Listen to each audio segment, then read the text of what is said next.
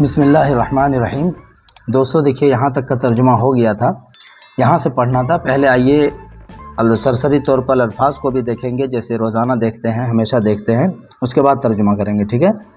فِي الْحَجِّ أَحْوَى يَنْفُذُ الْمَرْدَ شَادِنٌ مُظَاهِرُ سِمْتَيْ لُؤْلُؤٍ وَزَبَرْجَدٍ۔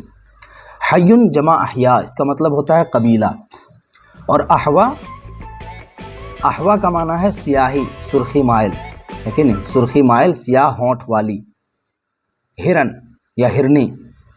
اور شادن اس کی صفت ہے، شادن مطلب جوان کا ترجمہ کریں گے، لیکن اصل معنی اس کا دیکھیں گے تو ہرن کا جوان بچہ یا چھوٹی عمر کا ہرن، یہ معنی ہوتا ہے، اس کی صفت ہے۔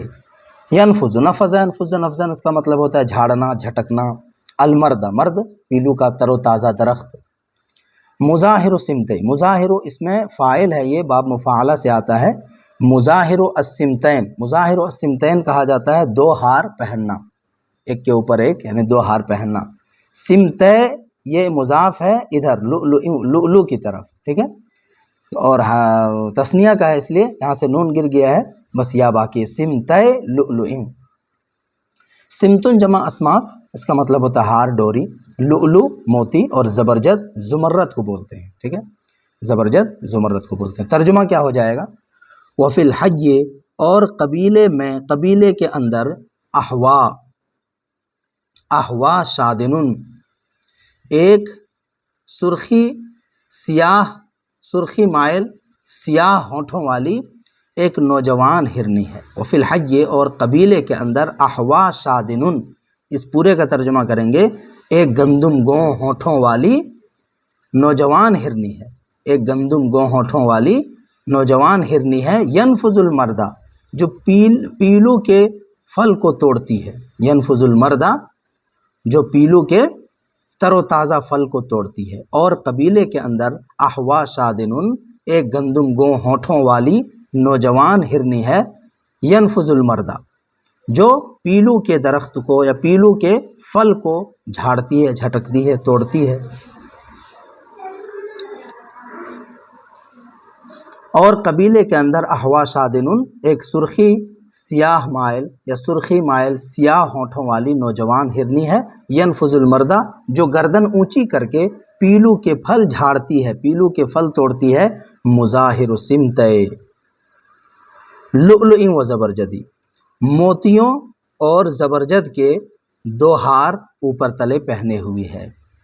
یہ بھی اسی کی صفت ہے، احوا ہی کی صفت ہے، یہ پہلی صفت ہے اور یہ دوسری صفت ہے۔ پورا کا پورا جملہ یہ صفت بن جائے گا کس کی؟ اس کی، احوا کی۔ مظاہر سمت لؤلؤ و زبرجدی، موتیوں اور زمرد یعنی زبرجد کے دو ہار اوپر تلے پہنے ہوئی ہے۔ خذول تراعی ربربا بخمیلۃ تناول اطراف البریر وترتدی۔ معنی دیکھیں پہلا، خذول یہ فعول کے وزن پر ہے، باب نصرہ سے آتا ہے، اس کا معنی ہوتا ہے چھوڑ دینا، ٹھیک ہے۔ یہاں ترجمہ کریں گے بچھڑ جانا، ہاں، بچھڑی ہوئی۔ خذول یہ اسی کی صفت ہے، اسی آہو کی، اسی ہرن کی صفت ہے یہ، ٹھیک ہے۔ خذول فعول کے وزن پر، نصرہ سے چھوڑ دینا، بچھڑنا۔ تراعی، تراعی یہ باب مفاعلہ سے ہے، ہم جنس کے ساتھ چرنا اس کا مطلب ہوتا ہے تراعی، راع یراعی سے تراعی، باب مفاعلہ سے ہم جنس کے ساتھ چرنا۔ ربربن بولتے ہیں ریوڑ کو، غلہ کو، ٹھیک ہے۔ اور خمیلتن، خمیلہ بولتے ہیں ایسی زمین جو سرسبز و شاداب ہو۔ تناولا، تناولا لینا، باب تفاعل سے، اور کہا جاتا ہے تناولا اطراف الشجر، مطلب پھل توڑنا۔ بریر، بریرتن کی جمع ہے بریر، پیلو کا درخت۔ اور ترتدی، ارتدا یرتدی ارتداء، اس کا مطلب ہوتا ہے چادر اوڑھنا۔ معنی دیکھیے، خذول وہ معشوقہ ایسی ہرنی ہے، خذول ہی خذول وہ معشوقہ ایسی ہرنی ہے، تراعی ربربا بخمیلۃ، خذول وہ معشوقہ ایسی ہرنی ہے جو اپنے بچوں سے بچھڑی ہوئی ہے۔ بچھڑنے کا معنی تو کیا ہی نہیں تھا پہلے۔ خذول وہ معشوقہ ایسی ہرنی ہے جو اپنے بچوں سے بچھڑی ہوئی ہے۔ تراعی ربربا بخمیلۃ، اور ہرنوں کے ساتھ، ریوڑ کے ساتھ سرسبز زار میں، سرسبز و شاداب جگہ میں یا سبزہ زار میں چر رہی ہے۔ خذول وہ معشوقہ ایسی ہرنی ہے جو اپنے بچوں سے بچھڑی ہوئی ہے، تراعی رب ربن بخمیلۃ اور ریوڑ کے ساتھ بخمیلۃ سرسبز و شاداب زمین میں، سبزہ زار میں، تراعی چر رہی ہے۔ تناولو اطراف البریر پیلو کے پھل توڑتی ہے، پیلو کے اطراف کو توڑتی ہے، جیسے میں نے معنی بتایا تناولا اطراف الشجر مطلب ہوتا ہے پھل توڑنا، ٹھیک ہے؟ تو یہاں پہ کیا معنی کر دیں گے؟ تناولو اطراف البریر پیلو کے پھل توڑتی ہے، وہ ترتدی اور چادر اوڑھ لیتی ہے، یعنی ترتدی من ورق العراق، عراق غالباً لکھا ہوا ہے، یعنی پتوں کی چادر اوڑھ لیتی ہے۔ جیسے پیلو کے پھل توڑتی ہے تو پھل توڑنے کی وجہ سے پتے گرتے ہیں تو وہ اس کے اوپر پڑتے ہیں، اسی کو یہاں پہ چادر سے تشبیہ دیا ہے، ٹھیک ہے؟ ایک بار اور دیکھیے، خذول وہ ہرنی، وہ معشوقہ ایسی ہرنی ہے جو اپنے بچوں سے بچھڑی ہوئی ہے، تراعی جو چر رہی ہے، رب ربن ریوڑ میں، بخمیلۃ سرسبز و شاداب میں ریوڑوں کے ساتھ چر رہی ہے، تناول اطراف البریر اور پیلو کے پھل توڑتی ہے، وہ ترتدی اور پتوں کی چادر اوڑھ لیتی ہے۔ وَتَبْسِمُ عَنْ أَلْمَا كَأَنَّ مُنَوَّرًا تَخَلَّلَ حُرَّ الرَّمْلِ دِعْسٌ لَهُ نَدِي۔ بسم یبسم بسمن اس کا مطلب ہوتا ہے مسکرانا، ان الما، الما اس کی جمع آتی ہے لمیون، لمیون اس کا مطلب ہوتا ہے سیاہ ہونٹ والا ہونا یا گندم گو ہونا، بعض نے یہ بھی کہا ہے گندم گو ہونا۔ اس کے بعد دیکھ رہے ہیں کأن، حروف مشبہ بالفعل میں سے ہے، منورن، منورن یہ اے کانا اقہوانا منورن ہے، ٹھیک ہے؟ اقہوان یہاں پہ کیا ہے؟ محذوف ہے، اے اقہوانا منورن، اقہوان بولتے ہیں گلے بابونا کو، اردو میں بسا اوقات بعض لوگ کیا بول دیتے ہیں؟ گلے مینا، گلے مینا بھی اس کو کہا جاتا ہے اقہوان کو، ٹھیک ہے؟ تو یہاں پہ ہے کأن منورن، کأن منورن اے کأن اقہوانا منورن۔ تخلل ہے، تخلل، تخلل اس کا مطلب ہوتا ہے بیچ میں آ جانا۔ حرن، حرن کا معنی یہاں پہ کریں گے خالص، خالص، عمدہ، آزاد، یہ سب ہوتا ہے، یہاں خالص کریں گے۔ حر الرمل دونوں کا معنی ہو جائے گا خالص ریت، ریت کا ٹیلا ہے، خالص ریت۔ دعسن تودائے ریگ یعنی ریت کا ٹیلا، نیچے لکھا ہوا ہے نا خالص ریگ یعنی خالص ریت، اور دعسن مطلب ہوتا ہے تودائے ریگ یعنی ریت کا ٹیلا۔ لہو ندی، ندی شبنم کو بولتے ہیں یا نمناک، جو نم ہو، تھوڑا گیلا ہو، ہے کہ نہیں؟ مصدر آتا ہے ندین، باب سمیہ سے استعمال ہوتا ہے، ندی آئندہ ندین، نمناک ہونا، گیلا ہونا۔ معنی دیکھیے، وَتَبْسِمُ اور وہ محبوبہ مسکراتی ہے، وَتَبْسِمُ اور وہ محبوبہ مسکراتی ہے، عن الما کیسے؟ گندم گو ہونٹوں والے دانت کو ظاہر کر کے، وَتَبْسِمُ اور وہ مسکراتی ہے، عن الما گندم گو ہونٹ کو ظاہر کر کے، یا گندم گو ہونٹوں والے دانت کو ظاہر کر کے، ٹھیک ہے؟ وَتَبْسِمُ عن الما اور وہ محبوبہ گندم گو ہونٹوں والے دانت کو ظاہر کر کے مسکراتی ہے، عن الما اے عن صغرن، صغرن الما۔ کأن منورن، کأن منورن اے کأن اقہوانا منورن جیسے کہ اس کے دانت گلے بابونا ہو، جیسے کہ اس کے دانت گلے بابونا ہو، ایک قسم کا خوشبودار پودا۔ کأن منورن جیسے کہ وہ گلے بابونا ہو، تخلل حر الرمل دعس لہ ندی جس کا نمناک ٹیلا خالص ریت کے درمیان آ گیا ہو۔ وَتَبْسِمُ عَنْ الما اور وہ محبوبہ گندم گو ہونٹوں والے دانت کو ظاہر کر کے مسکراتی ہے، کأن منورن جیسا کہ اس کے دانت گلے بابونا ہو، کأن منورن اے کأن اقہوانا منورن جیسے کہ اس کے دانت گلے بابونا ہو، ٹھیک ہے؟ روشن گلے بابونا ہو، روشن چمکدار گلے بابونا ہو۔ تخلل حر الرمل دعس لہ ندی، ترجمہ یہاں سے شروع کریں گے، جس کا نمناک ٹیلا، جس کا لہو جس کا نمناک ٹیلا، حر الرمل خالص ریت کے درمیان، تخلل آ گیا ہو، خالص ریت کے بیچ میں آ گیا ہو۔ اس کے بعد دیکھیے سقط ہو ایات الشمس الا لساسہ،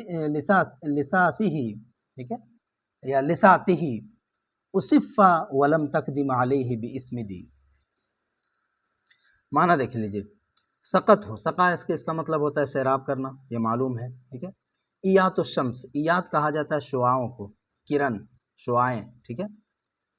شمس من سورج، الا لساتہ، لستن کی یہ جمع ہے، لستن جمع لسات، اس کا مطلب ہوتا ہے مسوڑا، مسوڑا. اسفا، اسفا، اسفا یہ باب فعال سے چھڑکنا اس کا معنی ہوتا ہے.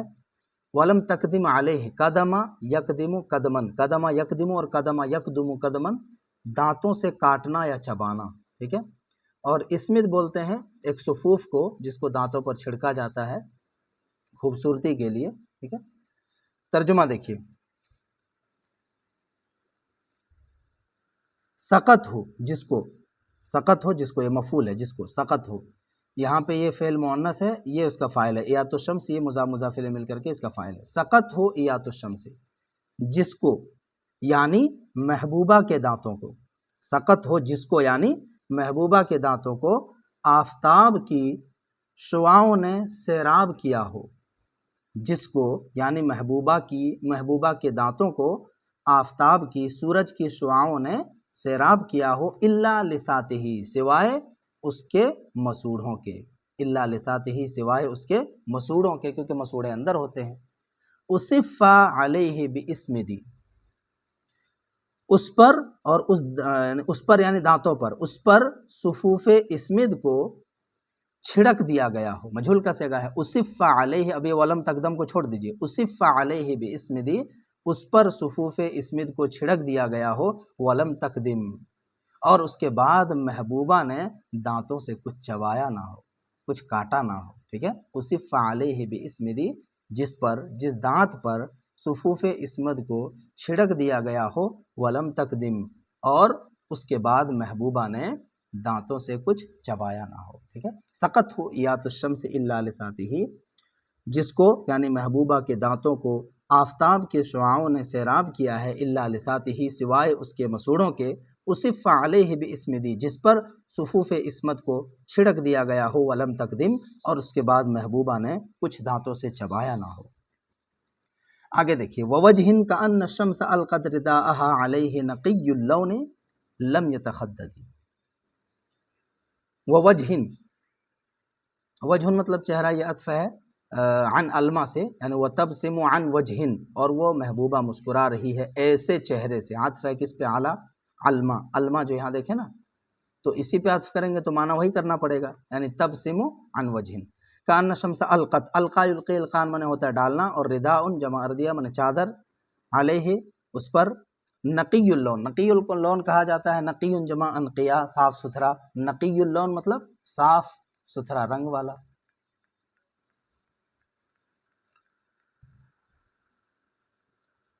وجہ نقی اللون یہاں پہ ہے نا، اسی کی صفت ہے، یہ وجہ کی صفت ہے. نقی اللون یہ اس کی صفت ہے، وجہ کی صفت. لم یتخدد، اور یہ بھی اس کی صفت ہے لیکن دوسری صفت ہے، ٹھیک ہے، دوسری صفت. ترجمہ دیکھیے. تخددہ، یہ تخدد اس کا مطلب ہوتا ہے جھریاں پڑنا، ٹھیک ہے. تخددہ ہے، تخددو باب تفاعل سے جھریاں پڑنا، چہرے پہ نہیں جھریاں پڑ جاتی ہے، بوڑھا ہوتا ہے آدمی تب، وہی کہہ رہے ہیں. دیکھو. ووجہن، ووجہن، اور وہ محبوبہ ایسے چہرے سے ہنستی ہے، ایسے چہرے سے مسکراتی ہے یا مسکرا رہی ہے. کأن الشمس القت رداءها علیہ، گویا کہ سورج نے اس پر، سورج نے اپنی چادر کو اس پر ڈال دیا ہو. ووجہن، اور وہ محبوبہ ایسے چہرے سے ہنستی ہے. کأن الشمس القت رداءها علیہ، گویا کہ سورج نے اپنی چادر کو اس پر ڈال دیا ہو. نقی اللون، جو چہرہ صاف ستھرا ہے، صاف رنگ کا ہے. لم یتخددی، اور اس پر جھریاں نہیں پڑی ہوئی ہے. آپ چاہیں تو اس کا ترجمہ بعد میں کریں. پہلے یہ جو موصوف ہے یہ صفت اول ہے اور یہ صفت ثانی ہے، تو پہلے ترجمہ اس کا بھی کر سکتے ہیں. وہ محبوبہ یعنی تبسم عن وجہ، وہ محبوبہ ایسے چہرے سے ہنستی ہے، ایسے چہرے سے مسکراتی ہے. نقی اللون، جو چہرہ صاف رنگ کا ہے. لم یتخددی، اور اس پر، اس چہرے پر جھریاں پڑی ہوئی نہیں ہے. کیسے؟ کأن الشمس القت رداءها علیہ، گویا کہ سورج نے اس پر اپنی چادر، یعنی یہاں پہ مراد کیا ہے؟ ضیا مراد ہے، ٹھیک ہے، ضیا اہا، ردا اہا ای ضیا اہا، روشنی مراد ہے، گویا کہ سورج نے اس پر اپنی روشنی کو ڈال دیا ہو، یا اپنی روشنی کی چادر کو ڈال دیا ہو، ٹھیک ہے، ردا سے مراد ضیا، گویا کہ سورج نے اس پر، اس چہرے پر اپنی نور کی چادر کو ڈال دیا ہو۔ چلیے 5 پھر پڑھ لیے، انشاءاللہ پھر آگے پڑھیں گے، آپ لوگ ایسے ہی دیکھتے رہیے اور چینل کو سبسکرائب کیجیے، ٹھیک ہے۔